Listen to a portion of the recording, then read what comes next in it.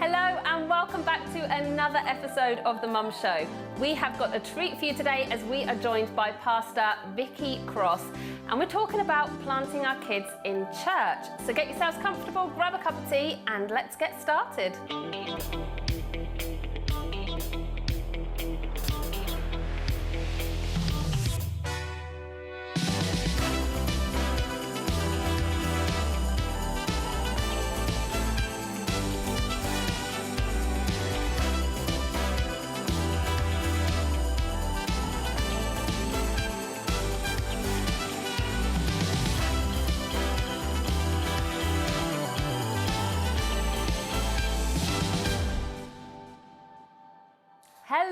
Hello and welcome back to The Mum Show. Today I am joined by Claire Hooper, I'm joined by Emma Brown, and it's a very special treat by Pastor from Hope Church, Vicky Cross. Good to see you, Vicky. Yeah, good to be with you. Good, and today we are talking about planting our kids in church. How easy is it to do it? How can we make it a place that actually they want to be? Now, I'm interested to hear your stories because I'm quite certain that all of us in one form or another have been raised in church, is that right? That's right. So, and of course, Vicky, you've got your own church going on. You're leading a church, and you've got how many kids? 5. 5. Yeah. So you're experts when it comes to planting your kids in church. Something like that. Yeah. That's what we can expect from you. Okay, so I'd be interested to know, very, very briefly, what would you, if you could all sum up very quickly, what would be your childhood church experience? How would you paraphrase it? It's a big question, isn't it? Shall I kickstart us off? Yeah, go for it. I think for me, my church experience was fun. It was full of family. It was exciting. It was probably gave me a really big sense of who I was. And I think it was where my love of drama came from. And I would say that it was one of the most positive experiences I've ever had, really. And one of the best things my parents put into my life was my church community as a child. I'd say that was probably my experience. And I held on to that, actually, into my teen years. Never had, like, one of those crazy moments where I didn't want to go. It was always, always a place where I wanted to be. I think probably mainly because it's where I gathered my love for performing arts. Yeah. And that was just really, sung through my childhood, really, I guess. Emma, what are you thinking? I think I've probably battled quite a bit, if I'm really honest, because I've had to have a really good think about kind of dealing with the past that I've had in terms of church, my idea of what church was like, what it felt like, but probably more so the impact of that church had on our family growing up and the potential conflict that was around, sometimes because of church environments that we were in, and sometimes, I guess probably all 3 of us would have probably said that at times church was prioritised over family life, and I think that was a bit of a struggle for us. So for me, and kind of, how I felt growing up in church as well, because I did have, a big rebellious phase where I kind of went away from God and from my faith for quite a number of years. And there was a huge kind of fear of judgment that I kind of felt from the church. So I've really struggled with that, actually. But I'll, maybe talk a little bit more about that later on. Yeah. I, in my early years, went to a church, but it wasn't a Christian church, it was a spiritualist church. So I grew up around a spiritualist community for a number of years. And then through a couple of life circumstances, we were introduced to a Christian church.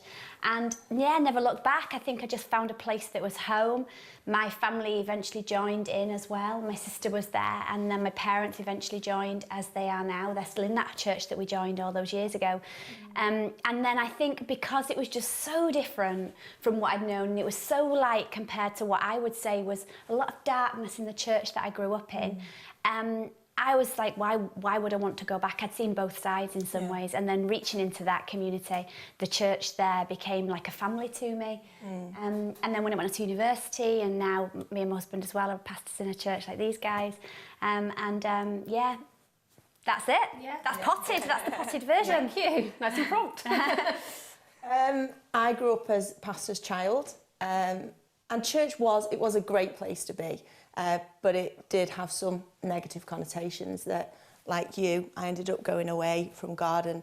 And I would say it was a learning curve as to how I parent and how I lead a church. Like I say, it was a great church, but there was some stuff in it that was possibly damaging to me. But from that, you know, I've taken from that, and and it's been a learning curve. But church is a great place to be planted. That was the greatest thing probably that my parents did for me, was bring me up in the church. It's interesting, isn't it? Because when you look at sort of like the overriding thing, I guess the thing that can make it so difficult at times is people. Yeah. And it's like whether it's judgment from people or whether it's that sense of expectations or wherever people gather, there's problems. Where there's people, there's problems. And that can be really hard when we're trying to send to our kids messages of love and forgiveness and compassion and kindness and all of those things. If they don't find that in a church culture and church environment, it sends them a massive mixed message, doesn't it? Absolutely. Shall we have a little listen to some of our kids and see what they have to say? I've got a great crew for you today. So here we go, some Mum Show kids having a chat about their church experience. And action! I've been going to church for about 7 years. I go with my mum, my dad, sometimes my sisters, and it's a good church. I really like it. I like it because we get to do fun activities about God. What do you think someone means if they said to be planted in a church? What do you think that means? If you planted yourself into church and God, it might be able to help you in your life going on when you're a bit older. I think that it means that you follow God and you know God more. I think that it means like if you're planted in a church, then that's where you go in your life, and that's where you know God more, like a flower grows bigger. What does a good church look like? Kind people, a lot of worship in it, but also a bit of fun in it as well, so maybe the kids don't get bored. It wouldn't have to be big, but it would like need prayer and care, where people look after you if you need any help. Have quite a lot of leaders to show you the way of how to live. When you go to church, what is the bit that you look forward to most? I look forward to worship most and seeing my friends, because it's sometimes you might think like when you go to school, the people that you're with around there might not all be Christians, so it might be a bit hard like to speak to them about it. But when you're at church, you know that people around you are Christians, so it's not as it's like a bit more comfortable to be around. I like when you get to make new friends. When you get to learn more about God and get to do the activities and make new friends as well. When you grow up, do you think you'll still go to church? Will you take your family to church? And why do you think you would do that? When I grow up, I would still go to church, because as my experience being younger, I think it's good to go to church, and I could teach the rest of my family about God and what I already know about him, so I think I'd take them to church, yeah. I think I would take them to church so they learn and they could understand it. Yeah, so they can learn more about God as well, and they can follow him later in life. Would you like to ever be a leader in a church? Yeah, I would like to be a leader in church, because I just think that you could help kids learn more about God yourself and learn more about God yourself by like reading the Bible more and maybe going to after services to learn more, I think. Very cute children. Very. Again, they're very articulate, aren't they? Very. Yeah. Huge wisdom there. There is huge wisdom. One of the things I found interesting was that firstly, it made me realise, I don't know how much you guys think about this as pastors, but how multisensory church is.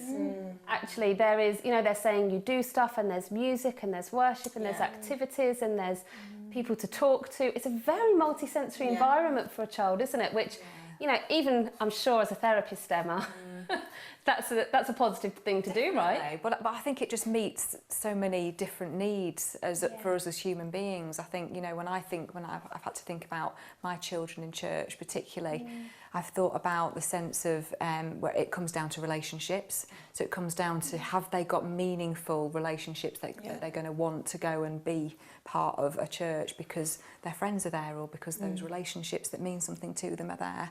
And I think, you know, from what some of those lovely young people were saying, there's a sense of belonging. There's a sense of kind of, this is where I am. This is me for life. This is where I'm going to be. And I think, you know, for all of us as humans, we're driven by a desire to belong and feel connected somewhere. Kind of tribal nature that I want to find my people, if you like. Yeah. And all the kids talk about the significance of people, don't they? Yes. They all mention that. I think sometimes, like, we can drive every church needs a bounce castle and every church needs a this and every church, you know, to try and attract the kids. But all of them said, first of all, it doesn't, like, I think one of them says it doesn't need to be big, it just needs prayer and care. Yeah. Which I kind of think is really cute. Yeah. What are some of the things, Vicky, with your kids? Because obviously there's an added pressure in that you've got 5 of them and you're the leader of a church. Do you ever get those moments where they're like, Mum, I don't want to go? And if so, what do you kind of put in place to keep their passion alive when they must get churched out at times? Actually, we are really blessed. We don't have that. We really don't. I think we probably had it once or twice when our son is the drummer, and he's had to do multiple services and he's got a bit tired of drumming, but it's been more like, I'm tired. Oh, yeah, it's been more that kind of thing.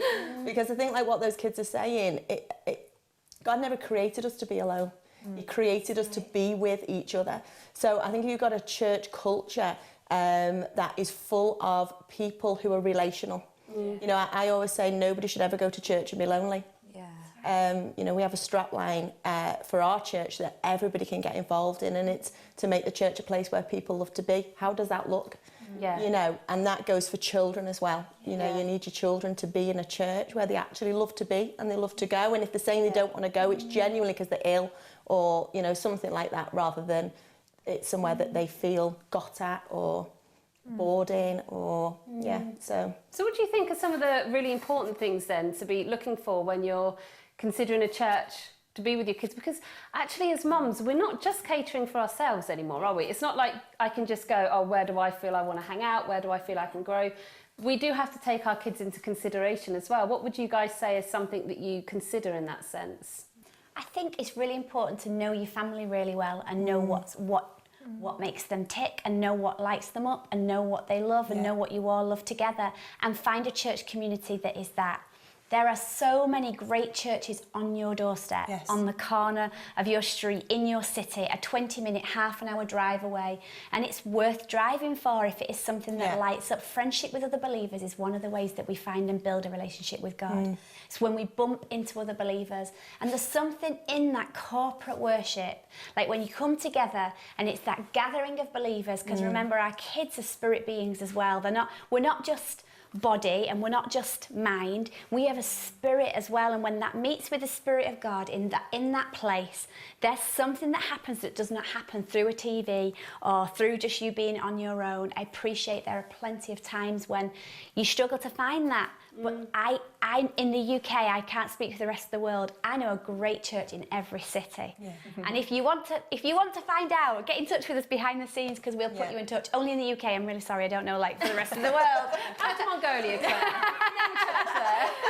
But you know, it's worth looking for, because those are things that help your kids. And the church is the hope of the world. In the early church, in the Acts, when the church was first formed, they did it all together, and that's the model of church. You know, they broke bread together, they went to each other's homes daily, and they took care of each other's needs, and then they met in the temple courts, and you choose that to be Sundays, but the temple courts is the big celebration. So they were all off together, they were caring, they were sharing with each other, they were looking after each other, and then they came together as a celebration of life. And it's so powerful when you all come together and your kids are a part of that. And so if you can find a thriving local church, highly recommend it. Although, of course, thriving can look different, can't it, for different people? Because you know what that means some for kids, you. Yeah. I mean, I know, for instance, that we've had to look more kind of in depth because of the way my children are. I mean, I've got one child who literally you could throw her into any environment and she'd take to it like a fish like water. But for my little boy, actually, there's loads of things to consider. He has more sensory issues going on, and so I can't send him to a noisy kids club where everybody's running around and it's all super busy. And I think actually as a mum, that journey for me, I would say it took about a year maybe to really find a place where we can say, this works for all four of us. And I think coming in a place now where we feel like we've found that, I'm so glad that we battled through. Because you can get to that stage where you think, oh, we're all right, we're okay, we're doing all right, but you're not doing all right, because I think I've got a great scripture here. It's in Colossians 3:16. It says, let the word of Christ dwell in you richly, teaching and exhorting one another with all wisdom, singing psalms, hymns and spiritual songs, all with grace in your hearts to God. You know, you need to be in community to do that. And it's what you're saying, you know, that it cultivates something amongst us. And I wanted my children to be in a place where this isn't just a weird thing the Magdalenas do.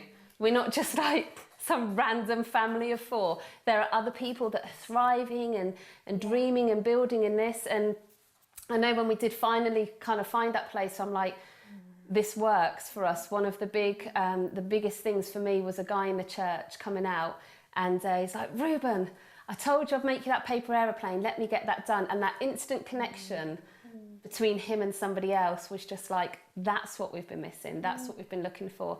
And it's so important, isn't it?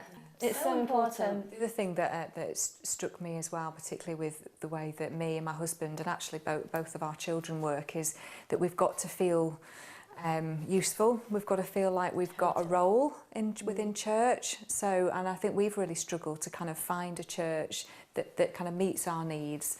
And part of that is about me kind of dealing with kind of past hurts and issues about church in the past, and that fear of judgment and all that sort of thing that I've had to that's been my own personal journey, and I've been trying desperately hard not to kind of, you know, pass that on to my children. But we've now found a very local church that we can walk to, that's in the heart of our community, where we can feel like actually we can do something that's it's not just about a Sunday morning. It's about building a community, and it's about you know, teaching our children to kind of grow in their empathy and compassion, and you know thinking all sorts about kind of, you know, the kind of different social issues that are around within our community, and helping them to feel that they've got a purpose.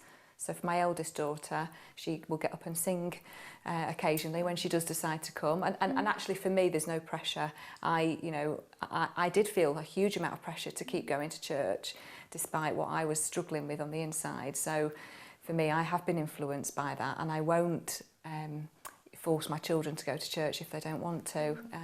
Like we've said before on this show, my hope is that they see and know God, and have a rich relationship with him through how we are as parents, and through the intentional way that we parent our children, not just through kind of telling them they have to go to church. So drawing on that then, because both of you have sort of said you've had experiences in church where it's been hurtful and it's been difficult at times, and you've not felt, you know, growing up looking back, and you've kind of had to carry those. And I know you went away for a time and came back, didn't you? And you did yourself. And as you're sharing there, actually that's been something that's taken a long time to process through. What would you say that you've done, and I'll ask both of you, what would you say that you have done for your children? Because you can't stop hurt coming their way, because not unless you're going to kick everyone else out the church, and then it's not church. So you're not going to stop that. But what have you done to be able to help build resilience in your children, so that doesn't become a big difficult thing for them? I made a conscious decision when my eldest, who's 17 now, she was about 7. And I remember her coming home, and she'd had some problems at school with a friend, and I made a conscious decision for them to understand from a very young age that wherever you go, where you mix with people, there will be problems. And I was just going to drop it in that would happen in church. Yeah. Because for me, what I received and the hurts I received, I got to a point where I was like, well, God, if that's what you like. Yeah. And it was never God. Yeah. It was people. So true. And so I've done it with all of them. The youngest is 6 yet, so it's not happened yet. It sounds like a year to go. It's coming of age. But so I remember her coming home from school, and there'd been something, and I was able to say to her, hey, listen, it's going to be okay. And I said, you know, when you're grown up and you go to work, and when you go to college, and I said, even in church, I said, things like this will happen, because wherever people are, things like this happen. Yeah. And just sowed that. So as they've gone through their life, and there have been ups and downs, of course there's ups and downs, it's almost been an anchor to them because it's been something that's been like, oh, that's okay. And they've just been Yeah. able to carry on going. So that was something that I was really proactive about. Yeah. Different to my husband, because he'd not been brought up in church, whereas I had, like you say, there's the baggage that comes with it. So I learned stuff of then that I wanted to put into my children to kind of to be an anchor to them. So that's one of the things I was very proactive about. Not letting that kind of pressure set in at all. Yeah. Would you say there was anything, Emma? I think just kind of echoing what you've said really, and also just keeping the lines of communication open. I say that a lot, but it's, you know, allowing my children to have different views or different beliefs, or question their own beliefs and views, and trying not to be frightened to kind of have those conversations with them. But also helping them, you know, to recognise a bit like what you were saying, Vicky, about kind of recognising that conflicts happen if we can kind of keep teaching them how to be in relationships, and that comes from the relationship that we have with them primarily to begin with. That's the blueprint that they learn then how to kind of relate to other people going forward. So I think it's just, you know, keep talking about it really is the main thing. Yeah. Yeah, definitely. And I mean, Claire, your kids they're in worship and busy and Yeah, totally. and all sorts at the moment. Have you found being in leadership that there's ever been kind of, because I found my parents were both in leadership, and so I would sometimes hear the difficulties and the struggles that would go on, and sometimes you can feel cross with somebody in your childlike way for hearing something. You think, oh, that's terrible, and your parents moved on from that like 3 years ago, but you're still looking at that person scowling, thinking, you were mean to my mum. Or you made my mum work when it was my birthday, and that's your fault, and you're the church, and therefore you're Jesus. Yeah, we used to run a course called Freedom in Christ, and one of my boys used to say, I ate that freedom from Christ. It's because it's taking us away, and he used to make the babysitter's life a misery. And we did it but we've tried to make, as for me and my house, we will serve the Lord, the pinnacle, not church, the pinnacle. Yes. So church isn't the be-all and end-all. Although I am a pastor, I absolutely believe in the local church. I'm like, it is... You need to go every week. You need to go and be worshipping somewhere as a family where you can worship freely every week, because there's just the momentum that comes with it and what you bump into and what you get. You get a word that helps you to live out a better life that week. You bump into people, something happens in worship. You get a moment, your kids bump into something that they'd never seen before. Yeah. Like, it's so healthy and good. If you were in a club, you'd do it. If you were doing football, you wouldn't miss a training practice because you know what it builds in you week in, week out. But I actually think that the pinnacle is not that church attendance. The pinnacle is, as for me and my house, we will serve the Lord. And God asks us to plant ourselves, planted in the house, they will flourish. Yeah. And so that comes out of that. The base is not that. That's a fruit of that decision to serve God.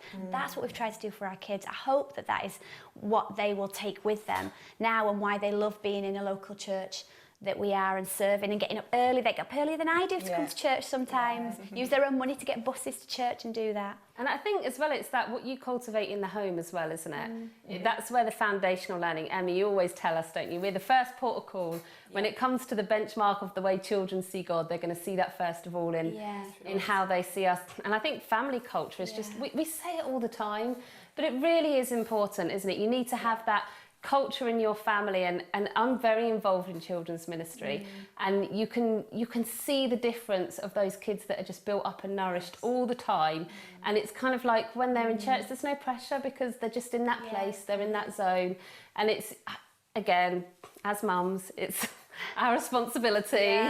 We'll take that one on again. What they see and what they hear from us. If we're going to rag on the preaching, or if we're going to like have a go at what happened in church, that's what our kids are going to grow up thinking. Yeah, but I have to say though, on a Sunday afternoon, sometimes I would hear my parents and they would have a discussion about something that wasn't, that they didn't agree with, or you know, thinking about this and thinking about that. And actually, I was always invited into the conversations of things, and And maybe it was the way they ended those conversations that it wasn't ended on a downer. But I always felt really invited to look at church from a very subjective point of view. I don't even know if that's the right word. But, you know, when you just say it doesn't have to be perfect every week, because I'm free to disagree. I'm free to think improvements can be made. And I remember really clearly saying to my dad one day, oh, it's just so annoying. Why do we have to have youth services where the youth run the services? Why can't the youth just be a part of the actual church? Because, you know, and like I would have said the exact opposite. I was just giving attitude, you know, there was like, but a few months later they moved it around and they invited the youth worship team to integrate. And I was like, that was my idea. Yeah. And actually I think that had we not had the freedom to moan, It's true. It's not that. I love that because I love discourse in a good way with my family. I love those discussions and the debating side of things. We're a family that do that. It's when you purposefully, as a family, choose to have a negative position about something that becomes the culture, and it's different. And you're like, oh, why don't my kids want to go to church? I don't know. It might be you're not in a great environment. It might be as simple as let's find somewhere. Like you've worked really hard, haven't you, to find somewhere that your family now feel like they can contribute, feel like they can worship freely. It is a thriving community church. It's got it's life-giving. It's got love. You've found a great place for your son as well. And I actually don't, but neither of you have ever heard say, well, it was because this person did this or that person did that. That's true. But you do sometimes hear that, you do. Yeah. And that it just makes me sad because God loves the local church, and I'm like, I don't want to rag on any church. I think they're working hard, loving God, and maybe they're not getting it right, but I love the local church. I think it's helping them to understand, isn't it, that church isn't perfect. It's not a perfect place, but it's a place you can love. Because actually any family isn't perfect. It's true. We're all going to rub up against each other, you know, but we still love our family, and church is a good place to be, despite the differences, despite the fact it's not perfect. It's a good place to be, and it's a place that we love, and I think that's something hopefully that we've put into our children. That it's not perfect just because mum and dad lead it. Yeah, I think what I'm going to take away from those kids in the VT is that church isn't about the structure or the programme or anything else. It's about the people, isn't it? Yeah. And it's about the quality of relationship. And so often we talk, don't we, about the significance of other people in our children's lives, that it isn't just us, that we're not the only influence. And of course, that's a great place to get it. So we've got a couple of minutes left. Well, we've got about 1 minute left. So I'm just interested, if there is somebody at the moment that is sat there and they know they've got a child that's really struggling in this area, any of you got a piece of advice that you would give them? I think it depends on the age. If you've got a teenager that doesn't want to be in church and you've been feeling like you're battling it, I just have an open conversation and explain to them how it makes you feel, rather than telling them to go to church. Just say, what's gone on, what broke down, and is there a way forward that we can work this together? Seeing them as somebody who can contribute to that conversation, is there a way forward? And have just an open conversation with them about it. Yeah, I would agree, really. Just take the pressure off. You know, a child isn't going to want to go to church just because they're feeling forced to, and if they do, they're doing it because they're being compulsively compliant, not because they're wanting a true connection with the church or with God. So I would, you know, have that conversation, but again, you know, take a step back from it. Vicky, thank you so much for joining us today. It's been really exciting. Thanks very much, ladies. So good. And listen, we hope you've enjoyed it today. If you want to hear more of Vicky's story or get some more ideas or tips, then please head over to our website at promisecollective.co.uk. We have a very special guest blog post from Vicky, and you can check out more there. In the meantime, thank you so much, and we'll see you soon. Goodbye.